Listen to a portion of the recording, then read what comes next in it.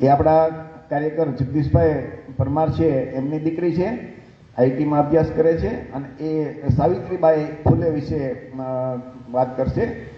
ઓલો વચ્ચેથી ઓલો પાટલો નડતો હોય તો એક બાજુ લઈ જાય સાઈડમાં હું ગયો ધવલ કુમાર આમ.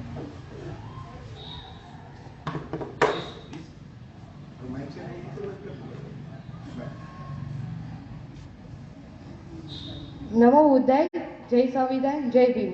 મારું નામ પરમાર વિશ્વ જગદીશભાઈ છે. હું આજે આપ સૌને રાષ્ટ્રમાતા સાવિત્રીબાઈ ફૂલે વિશે આપ સૌને માહિતી આપવા આવી છું. સાવિત્રીબાઈ ફૂલેનો જન્મ 3 જાન્યુઆરીને 1831ના રોજ થયો હતો. તે નાયગાંવના હતા અને તેમના પિતાનું નામ ખંડોજી નેવેસી હતું અને તેના માતા લક્ષ્મીબાઈ હતા. સાવિત્રીબાઈ ફૂલેનો મેઇન ઉદ્દેશ્ય એ હતો કે તે પોતે વિધવા વિવાહ કરાવે, અસ્પૃશ્યતા નાબૂદ લાવે, આપણા કોળી જાતિની દીકરીઓને ફરીથી શિક્ષિત કરે. તેમના વિવાહ પણ બાળ વિવાહ થઈ ગયા હતા. જ્યારે તે 1840માં તેમના જ્યોતિરાવ ફૂલે સાથે તેમના વિવાહ થયા હતા. જ્યોતિરાવ ફૂલે છે તે પણ આપણા રાષ્ટ્રપિતા છે. ખૂબ જ ધ્યાન ધરતા હતા. તે માટે તેમના મેરેજ થયા તે માટે તેને ભણવાનું પૂરું કરી દીધું હતું. પરંતુ તેનો ભણવામાં ખૂબ જ રસ હોવાથી તેને ફરીવાર ભણવાનું શરૂ કર્યું હતું અને તે તેમના પતિ સાથે તે પુણે આવ્યા હતા તેમના લગ્નના થોડા સમય પછી. તો એ પોતે શિક્ષિત થવા માંગતા હતા, પરંતુ તેમના ફેમિલી વાળા જ તેને સપોર્ટ ન કરતા હતા કે ભાઈ સ્ત્રીઓને ભણવાનું નહીં, કે સ્ત્રીઓ ભણે તો એ પાપ કહેવાય. જ્યારે 18મી સદી હતી ત્યારે સ્ત્રીઓને ભણવાનું હતું તે પાપ ગણવામાં આવતું. જ્યારે સાવિત્રીબાઈ ફૂલે પોતે જ્યારે ભણવા જતા હતા ત્યારે લોકો તેની પર પથ્થર ફેંકતા હતા અને કહેતા કે સ્ત્રીઓને ભણવું એક પાપ છે, સ્ત્રીઓએ શાળાએ ના જવાય. તેને ઘણી ખરી સામાજિક મુશ્કેલીઓ પણ વેઠ્યા, એમાંથી હાર ન માની હતી અને તે ફરીથી શિક્ષિત બન્યા હતા.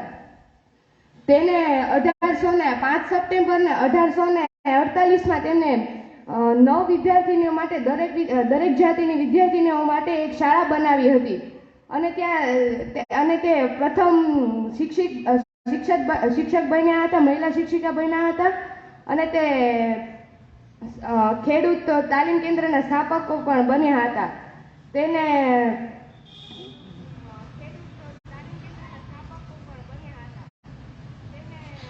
તેને ઘણી ખરી મહિલાઓને શિક્ષિત બનાવી હતી અને તેને માટે સાવિત્રીબાઈ ફૂલે 1854માં વિધવા આશ્રમ પણ બનાવ્યું હતું, જેમાં જે વિધવાઓ હતી તેને ત્યાં રહેવા માટે સ્થાન આપવામાં આવતું હતું અને શિક્ષિત બને તે માટેના પ્રયાસો શરૂ જ હતા.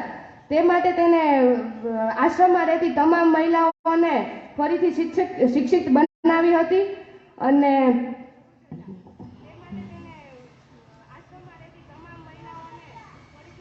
સાવિત્રીબાઈ ફૂલે તેમના પતિ સાથે પુણેમાં આવીને એવી 5 જેટલી શાળાઓ બનાવી હતી. એક જ વર્ષમાં તેને 5 શાળાઓ બનાવી હતી. તે માટે સરકારે તેનું સન્માન પણ કર્યું હતું. પછી જ્યારે 18મી સદી હતી ત્યારે મહિલાઓને ભણવા માટેનું પાપ ગણવામાં આવતું હતું, પરંતુ એ પરિસ્થિતિમાં પણ સાવિત્રીબાઈ ફૂલે બધી વિદ્યાર્થીનીઓને હતી એટલે કે ભણો તો તમે આગળ જતા હતી અને કીધું હતું કે ભણશો તો તમારો આગળ ઉદ્ધાર છે, નહીં તો તમે કંઈ કરી નહીં શકો. તે માટે તેને અને એ મુશ્કેલીમાં એના ઘરેથી એ લોકોને ભણવા માટે એને તૈયાર કરવી એ જ મોટી વાત હતી. તેને તેમના પતિનું 90માં થયું હતું, જે ત્યારે બધા એવી માન્યતા હતી કે કઈ પત્ની થોડી પોતાના પતિના અંતિમ સંસ્કાર કરે. તે માટે એને બધી અસામાજિક બધી પરંપરાઓ હતી એને પાછળ મૂકીને સાવિત્રીબાઈ ફૂલે પોતાના પતિના અંતિમ સંસ્કાર કર્યા હતા. અને ત્યારબાદ થોડા સમય પછી સાવિત્રીબાઈ ફૂલેનું 10 માર્ચના રોજ 1897માં તેમનું પણ મૃત્યુ થયું હતું. જ્યારે મહારાષ્ટ્રમાં પ્લેગ નામનો કંઈક વાયરસ કે એવું કંઈક હતું, તેમાં તે અસરગ્રસ્ત વિસ્તારમાં સેવા માટે ગયા હતા અને સાવિત્રીબાઈ ફૂલે તેનો ભોગ બન્યા હતા અને તેનું મૃત્યુ થયું હતું. સાવિત્રીબાઈ ફૂલે છે એ કવિ પણ હતા અને સાવિત્રીબાઈ ફૂલેને મરાઠીના આદિકાવ્યત્રી તરીકે પણ ઓળખવામાં આવે છે. સાવિત્રીબાઈ ન હોત તો આપણે મહિલાઓને ભણવા માટેના કઈ ટૂંકમાં ઓલા ન થયા હોત કે ભાઈ જો સાવિત્રીબાઈ ફૂલે પહેલેથી મહિલાઓને પગભર બનાવીને શિક્ષિત કર્યા તેથી જ આપણે વિદ્યાર્થીને આપણે ભણી શકીએ છીએ. અને એક હું ત્રિશરણ રજૂ કરીશ, જે હું અહીંયાથી બોલું એ તમારે લોકોએ પાછળથી એકવાર બોલવાનું રહેશે. બુદ્ધમ શરણમ ગચ્છામિ, ગચ્છામિ ધમ્મમ શરણમ ગચ્છામિ, ધમ્મં શરણં ગચ્છામિ, સંઘમ શરણમ ગચ્છામિ, સંઘં શરણં ગચ્છામિ. અસ્તુ. નમો બુદ્ધાય. જય ભીમ, જય સંવિધાન. ખૂબ સરસ.